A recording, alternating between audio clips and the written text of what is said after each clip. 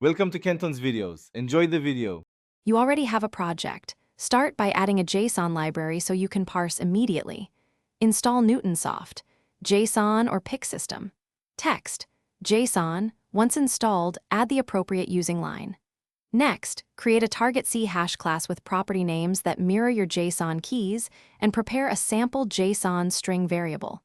This gets you into code fast because mapping types up front avoids guesswork later. Make sure to choose the library whose features match needs. Performance versus convenience. Now deserialize into your class. Call JSON convert. Deserialize object T, JSON or JSON serializer. Deserialize T, JSON options. When your JSON contains arrays or nested objects, map those to list T or nested classes. This preserves structure and types.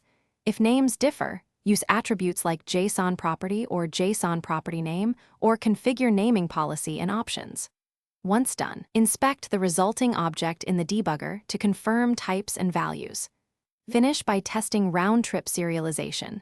Serialize the object back to JSON to confirm structure. Wrap deserialization in try-catch and handle JSON exception or JSON reader exception to gracefully report errors. If parsing fails, log the raw JSON and check for trailing commas, unexpected types, or mismatched property names. This usually reveals the culprit.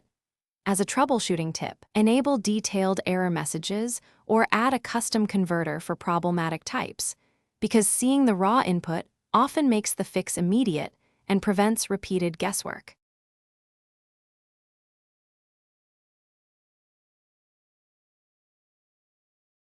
Thanks for watching. Consider subscribing if we helped you.